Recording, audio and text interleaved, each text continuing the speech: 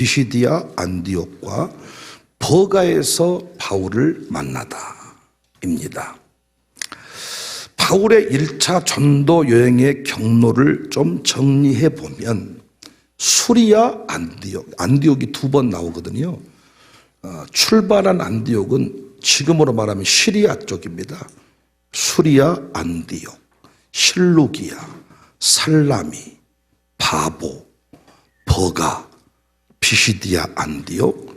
이제 수리아 안디옥으로 가면 되는데 역순으로 돌아갔다는 거예요. 그리고 이제 그 아달랴 항구에서 배를 타고 수리아 안디옥으로 돌아갔다. 그러니까 저희 팀 여정은 역순으로 돌았습니다. 역순으로. 그래서 루스드라를 지나서 이고니온을 지나서 비시디아 안디옥, 이렇게 비시디아 안디옥에 갔습니다. 사도행전 역사를 이제 성경 한 구절로 정리를 하자면 사도행전 1장 8절입니다. 오직 성령이 너희에게 임하시면 너희가 권능을 받고 예루살렘과 온 유대와 사마리아와 땅끝까지 이르러 내 증인이 된다. 대표 구절 한 구절을 꼽아라 그러면 이 구절이고요. 사도행전에 나타난 복음의 역사를 3단계로 정리를 할 수 있어. 이 핵심 구절 말씀을 가지고 1단계는 1장부터 7장까지 내용인데 예루살렘과 그랬죠. 예루살렘과 온 유대와 사마리아 땅끝까지 그랬잖아요. 그러니까 이걸 3단계로 정리할 수가 있다고. 1단계는 예루살렘 1장부터 7장까지 예루살렘에 관한 이야기인데 어떻게 예루살렘 교회 성령이 임했고 어떻게 그 교회가 부흥성장 발전했는지를 기록하고 있습니다. 물론 핍박 고난의 이야기도 포함이 되어 있습니다. 두 번째 단계는 예루살렘과 유대와 사마리아와, 그래서 8장부터 12장까지인데 복음의 예루살렘에 왔고 성령의 권능이 예루살렘 교회에 먼저 나타났지만 예루살렘만 머물지 않고 온 유대와 사마리아로까지 확장이 되잖아요. 그래서 빌립의 전도 활동 중에 사마리아에서도 성령의 역사가 나타났지요. 그런 상황에서 안디옥 교회가 세워졌습니다. 예루살렘 교회, 사도행전 교회, 이 안디옥 교회. 그리고 3단계가 땅끝까지 이르러 3단계가 땅끝 확장입니다. 그래서 이 안디옥 교회가 비로소 13장에 성령이 불러 시키는 일을 하죠. 바나바와 바울을 따로 세워서 선교사로 파송했습니다. 바나바는 안디옥 교회 대표 지도자였지요. 반면에 바울은 그때 사람들에게 신임을 얻지 못한 풋내기 사역자였죠. 그런데 이 바나바와 바울을 짝지어서 파송하라 그랬죠. 이때 안디옥 교회는 끝내 두 사람을 파송하지요. 많은 사람들은 바나바가 사라지면 교회가 안 될 것이다 하고 있는데 성령님은 바나바를 파송하라 그러지요. 또 사람들은 아직 바울은 안 돼 하는데 바울을 파송하라 그러지요. 바나바는 가면 안 되고 또 바울은 이래서 안 되고 바나바는 꼭 필요한 사람이라서 안 되고 바울은 아직 멀어서 안 되고 안 돼 이런 상황인데 성령님은 안 된다 싶은 사람만 뽑아서 보냈습니다. 이게 역설입니다. 그래서 실루기아라는 항구, 지금 현 시리아 쪽입니다. 실루기아라는 항구에서 성령의 파송을 받은 두 사람, 바나바와 바울이 배를 타고 쿠브로로, 이해되시죠? 수리아 안디옥에서 배 타고 쭉 쿠브로로 갔습니다. 지금의 키프로스. 왜 첫 선교지가 쿠브로였는지 여러 가지 견해가 있을 수 있지만 바나바의 고향이 쿠브로였습니다. 사도행전에서 강조하는 선교 원칙은 예루살렘을 지나 유다와 사마리아 그리고 땅끝. 그러니까 먼저 내 동네야. 먼저 내 가족이야. 은혜 받고 나서 가장 먼저 내 가족, 내 친척, 내 동네. 바나바의 일행도 가장 먼저 고향을 찾은 것으로 추정합니다. 가족 구원의 실패자가 한 명도 없기를 바라요. 잘 우리 교회 주일학교 청년부 모든 부서의 출석부에는 우리 교회 등록한 교인들의 자녀를 다 올리라 그래요. 전 학교 앞에 가가지고 막 세수식반 전도해서 불특정 다수에게 복음 전하는 것도 중요하지만 우리 교회에 등록한 자녀들을 다 구원하는 것이 우리 교회 1차 사역이야. 두 사람은 가장 먼저 쿠브로의 유대인 회당에서 복음을 전했습니다. 그리고 쿠브로 섬을 가로질러서 바보라는 지역으로, 저렇게 쿠브로에서 다시 바보로 이렇게 가서 복음을 전했습니다. 그리고 다시 그들은 배를 타고 버가에 이르렀습니다. 버가. 그런데 이 와중에 뜻하지 않는 돌발 상황이 발생합니다. 다름 아닌 일행 중 한 사람이 자신은 도저히 못 가겠다면서 고향으로 돌아가 버린 사건이 일어나잖아요. 사도행전 13장 13절에 요한은 그들에게서 떠나 예루살렘에서 떠나서 돌아갔어요. 여러 정황으로 보건대 예견된 사건이 아닙니다. 갑자기 일어난 사건이라 충격이고 당황스러운 일입니다. 떠나버린 그 한 사람의 이름이 본문에는 요한으로 소개되지만은 본래 이름은 마가. 그래서 마가 요한이다. 이렇게 말합니다. 마가가 중도 이탈한 원인에 대해서는 여러 가지 견해가 있어요. 향수병에 걸렸다. 저도요, 항상 해에 가면 3일에서 4일 때쯤 딱 되면 진짜 집에 가고 싶어. 난 진짜 아내한테 집에 가고 싶다.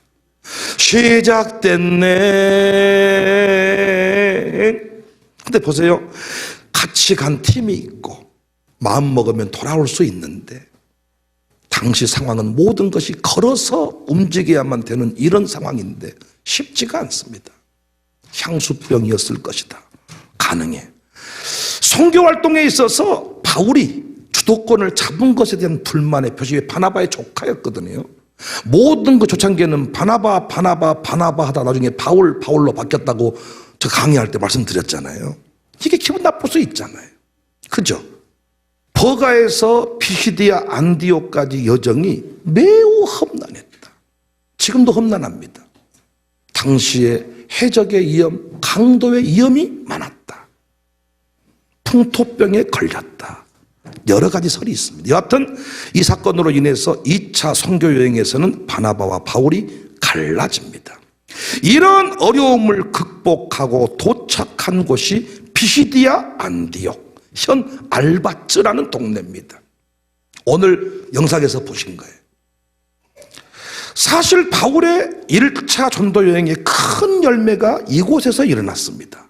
44절, 그 다음 안식일에는 온 시민이 거의 다 하나님의 말씀을 듣고자 하여 모였어. 온 시민이. 49절에 주의 말씀이 그 지방에 두루 퍼졌다. 당시 바울은 정통 랍비 교육을 받은 사람이었기 때문에 어느 회당에 가더라도 말씀을 전할 수 있는 자격이 있었습니다. 그래서 일단 딱 바울이 회당에 가면 그 회당의 사람들은 바울을 반기게 돼 있어요. 우리가 보았던 그 장소, 이 장소가 바울이 복음을 전했던 곳입니다. 여하튼 바울에게 할 말이 있거든. 고대라. 15절, 율법과 선지자의 글을 읽은 후에 해당장들이 사람을 보내어 물어 이르되, 형제들아, 만일 백성을 권할 말이 있거든 말하라. 바울의 설교를 시작한 16절, 바울이 일어나 손짓하며 말하되, 이스라엘 사람들과 및 하나님을 경외하는 사람들아 들어라. 바울의 설교는 세 구분으로 구성이 되어 있어요. 그리스도가 오시기까지의 성경의 역사성 17절부터 22절, 예수님의 구체적인 사역 23절부터 37절, 회개의 결단과 촉구, 구원의 초청이 38절에서 42절. 사도 바울의 설교가 매우 딱딱한 것 같았지만 복음의 진수를 보여주는 설교였습니다. 무엇보다 예수 그리스도의 역사성, 그리고 그를 통한 구속 사역에 대해서 명쾌하게 선포를 했습니다. 그래서 그 다음 안식일에도 말씀을 전했습니다. 온 시민이 다 모였습니다. 여기 온 시민이 다 모였다고 할 때 어른들만 모인 게 아닙니다. 우리 아이들까지 다 같이 모였습니다. 전 여기서 또 세대통합 말씀의 근거를 찾았죠.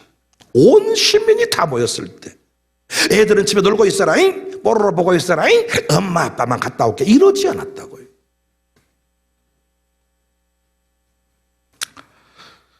그런데 여기서 끝이 아니죠. 45절에 유대인들이 그 무리를 보고 시기가 가득하여 바울이 말한 것을 반박하고 비방하거늘 온 시민이 바울에게 집중하니까 시기하는 유대인들이 움직이기 시작했습니다. 50절, 이에 유대인들이 경건한 귀부인들과 이 기부인들이 다 그 극장에서 아주 그냥 멋지게 다 이렇게 우미나 정책에 빠져가지고 사치를 즐기고 있을 때입니다. 이 경건한 기부인들과 그 신의 유력자들을 선동하여 바울과 바나바를 박해하게 하여 그 지역에서 쫓아내니, 잘 알고 있는 내용입니다. 우리가 귀부인들과 유력자들을 선동해서 바울과 바나바를 박해했습니다. 그러니까 주의 말씀이 그 지방에 두루 퍼지는 것은 결코 그냥 이루어지지 않습니다. 아멘 할 준비하세요. 갈등을 넘어서고 반박과 비방, 박해를 넘어서야 주의 말씀이 그 지방에 두루 퍼지는 줄로 믿습니다. 우리가 이 핍박이 오고 갈등이 와도 포기할 수 없는 것은 영생을 주시기로 작정한 자가 있기 때문입니다. 48절입니다. 이방인들이 듣고 기뻐 하나님 말씀을 찬송하며 영생을 주시기로 작정된 자는 다 믿더라. 여러분과 제가 도드렸을 때 작정된 자들이 돌아오는 역사가 있게 될 줄로 믿으시기를 바랍니다. 주보 전도를 했더니, 이 전단이 전도를 했더니 구원 작정된 자들이 딱 그 주보에 걸려서 이 자리에 나온 사람들이 많습니다. 작정된 자는 다 돌아온다. 만약 초기 한국교회 시절 선교사들이 반박과 비방, 이 양코백에 계신 몰라 까라, 나는 누구냐 돌 던져버리고, 너 전도지 주면 코 풀어버리고, 코 풀면 안 돼요 요요요, 그러지 마세요 요요요, 이렇게 반박하고 비방하고 박해를 퍼부을 때 이 박해 때문에 에따 이놈의 동네 전도를 못하건데, 아따 이놈의 동네는 목회가 안 되네, 아따 이러고 포기해버렸다면 이 땅의 위대한 부흥의 역사는 일어나지 않았을 것입니다. 우리는 이 대목에서 조금 생각을 해보시자고요. 버가를 갔다 왔냐 안 갔다 왔냐, 비시디아 안디올 가봤냐 안 가봤냐, 가보시면 돌밖에 없어. 요르단 쪽, 구약 쪽, 성지순례 이스라엘 쪽 가보시면, 우리 그때 김승욱 집사랑 우리 다 아주 그냥 빚내서 성지순례 다 갔는데 딱 내리면 그 동네 예수님이 없어요. 어허!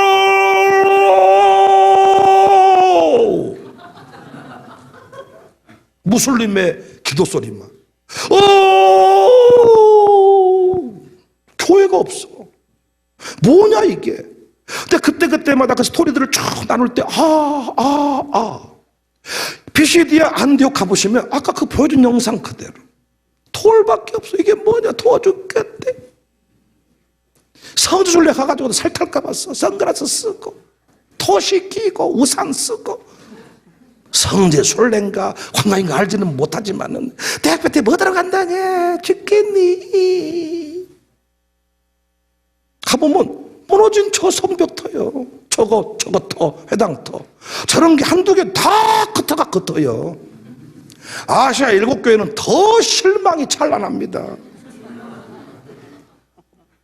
용남미교는 왜 기둥만 남아있고 돌무더기 벗겨 있고, 우리 시골 동네 비석거리, 그 어디 몇 동 앞에 있는 그 비석 몇 거리 돌 놓고 거기서 뭔 역사를 논하고 있으니. 그런데 우리가 여기서 중요한 영적인 메시지를 몇 가지 좀 정리할 필요가 있어. 이 대목에서 가보고 안 가보고 중요치 않아. 사도 바울의 1차 전도 여행은 2년에 걸쳐서 무려 2240km 정도 이동하면서 이루어졌습니다. 버스 타지 않고 순수하게 걸어서 움직였습니다. 근데 걸어가는 그 모든 여정이 호의 무사를 데리고 다니는 것이 아니라 온갖 위험을 감수해야 되는 여정이었습니다. 그래서 바울이 고백을 하죠. 고린도서 11장 23절 이하를 보시면 그들이 그리스도의 일꾼이냐 정신없는 말을 하고 나는 더욱 그러하도다. 내가 수고를 넘치도록 하고 옥에 갇히기도 더 많이 하고 매도 수없이 맞고 여러 번 죽을 뻔하였으니 유대인들에게 40에서 하나 감한매를 5번 맞았으며 3번 태장으로 맞고 1번 돌로 맞고 3번 파선하고 일주일을 깊은 바다에서 지냈으며 여러 번 여행하면서 강의 위험과 강도의 위험과 동족의 위험과 이방인의 위험과 시내의 위험과 광야의 위험과 바다의 위험과 거짓 형제 중에 위험을 당하고 또 수고하며 애쓰고 여러 번 자지 못하고 줄이며 목마르고 여러 번 굶고 춥고 헐벗었노라. 구원 역사 앞에는 항상 사탄의 방해가 있습니다. 그러니까 여러분, 세계 선교 역사의 중심, 부흥하는 교회의 특징은 비난과 박해와 공격을 넘어섰다는 것입니다. 어떤 변수 앞에서 멈추어 서지 않았다는 것입니다. 마가 요한이 떠나버렸어. 여러분 잘 보세요. 제가 우리 교회에서 이거 많이 가르쳤잖아요. 가정교회 캠프 가려고 했습니다. 그런데 누구 중차대한 역할을 감당한 총무가 가기로 했다가 갑자기 나 못 가겠네, 안 갈라네, 분위기 탁. 이때 우리가 어떻게 한다 그랬습니까? 너 보란 듯이 가겠다는 게 아니라 어떤 사람의 하나의 반대가 있다고 해서 교회가 정한 원칙과 어떤 사역들이 자꾸 움직이기 시작하면 마귀는 그것을 노린다는 것입니다. 변수 앞에서 여러분과 제가 멈추면 된다, 안 된다? 안 된다. 별 볼 일 없는 사람이 움직이면 까짓것 무시한다 치지만 유력한 자들이 모였을 때 어때? 귀부인들이 모여. 우리가 말하면 대단하게 살만한 사람들이 아주 그냥 한국교회나 끼는 사람들이 딱 몇 사람 모여가지고 목사님한테 안 한다 그러자, 못 간다 그러자, 우리가 안 가면 가겠냐, 이렇게 해서 목사가 쉬웠겠습니까 여러분? 근데 바로 어떻게 했습니까? 유력자들이 선동을 하든 어떤 믿어왔던 사람이 돌아버렸든 멈추어 서지 않고 그래도 갔고 그래도 전했다. 여러분과 제가 명심할 게 여기 있습니다. 그래도 전했고 그래도 갔다. 그래도 전했고 그래도 했다. 가정교회 식구들이 20명이 가기로 했다가 3명만 남았어. 그래도 갔고 그래도 했다. 너 보란듯이가 아닙니다. 그 3사람을 위해서 하나님은 이 모든 것들을 정리해 두셨으니 하나님의 계획을 믿고 가는 것입니다. 우리 교회가 승리한 이유가 여기에 있습니다. 그래도 예배했고 그래도 설교했습니다. 제가 여러분 앞에 그래도 목사로서 부끄럽지 않는 것은 그래도 설교했고 그래도 예배했고 여러분도 마찬가지. 너무 삶이 힘들고 어려웠지만 그래도 예배했고 그래도 헌신했고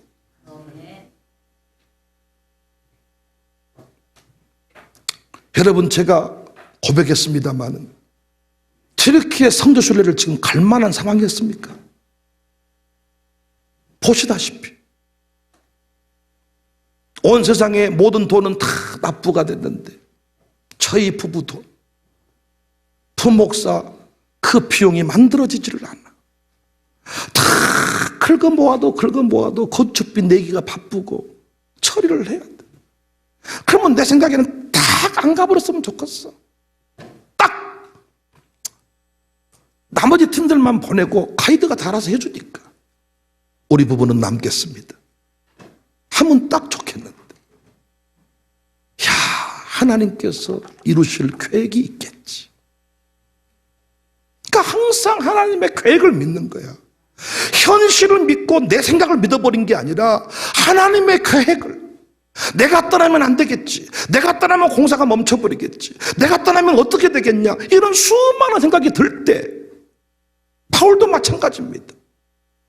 어떤 변수가 생겨버렸어. 마가가 확 돌아가 버리는 거야. 아니 지금 선교지가 얼마나 지금 중요한데 한 사람 힘을 보태도 괜찮을 바에 이 까닭도 모르게 나는 못 가겠어 돌이켜버렸을 때, 그리고 수많은 위험, 동족의 위험, 신의 위험, 광해의 위험, 위험뿐인데 하나님이 거기를 가라고 할 때 성지순례도 마찬가지 아니겠습니까? 우리가 했던 모든 일이 그렇지 않습니까?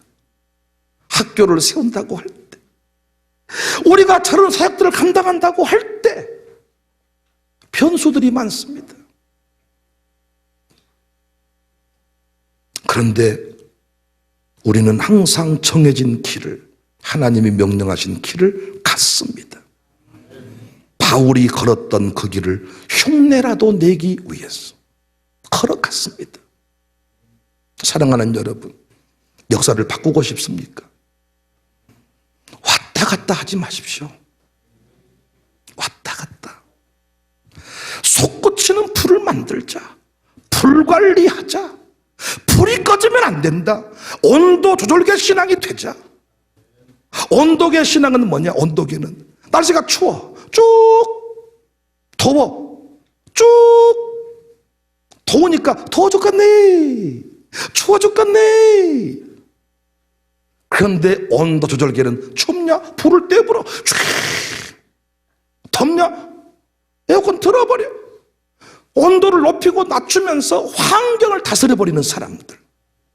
그러니까 항상 이래서 못하고 저래서 못해서가 아니라 그래도 합니다. 그래도 갑니다. 마귀는 이걸 못하게 하는데 우리는 그래도 갑니다. 그래도 합니다. 그것이 우리 사역자들의 중대한 모습인 줄로, 자세인 줄로 믿습니다. 양우사님들이요, 다 나를 떠나도 그래도 기뻐하십시오. 그래도 그 길을 가십시오. 그래도 예배하십시오. 그래도 순종하십시오. 거기에서 반드시 위대한 간증이 만들어질 것입니다. 교회의 다움에 관한 얘기를 할 때 교회는 잔치집이다, 이런 얘기를 여러분 앞에 제가 드렸습니다.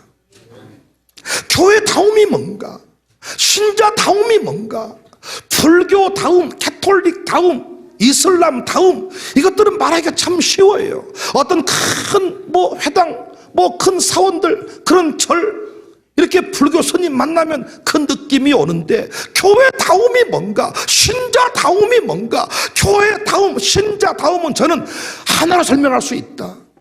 신부의 영성, 기쁨의 영성. 그래서 지금 우리는 전도하기 너무 좋은 시대에 살고 있다고 말씀드렸어요.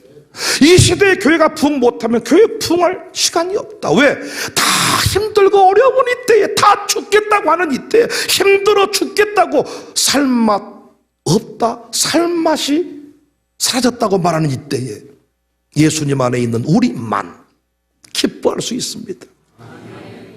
그래서 우리는 오늘 또 기뻐하고 내일 또 기뻐하고, 그래서 우리는 항상 성령 충만한 상태를 유지해야 된다. 항상 불을 꺼버리면 안 된다.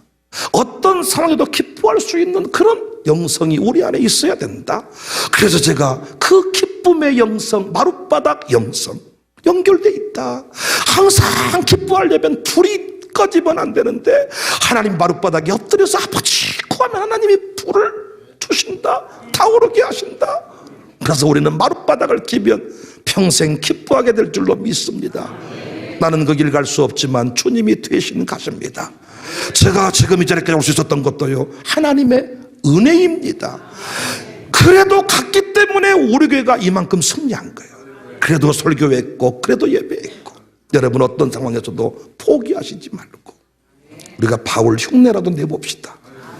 우리는 지금 예배에 나오면 상 받으시잖아. 응? 바울은 예배 드리다가 죽임을 당하고 매맞고 감옥에 갇히고 배고파지고, 청년들이요, 여러분은 예배 드리면 축복을 받으시잖아. 예배 드리면 목 잘리고 직장에 어려움 당하는 게 아니라 예배 드리면 상을 받으시잖아. 중요한 것은 이런 상황 속에서도 예배하는 사람이 있고 예배하지 못하는 사람이 있고, 결론은 뭐냐? 끝까지 간 사람입니다. 그래도 간 사람. 그래도 간 사람. 하나님께서 반드시 우리를 승리의 자리로 이끄실 줄로 믿습니다.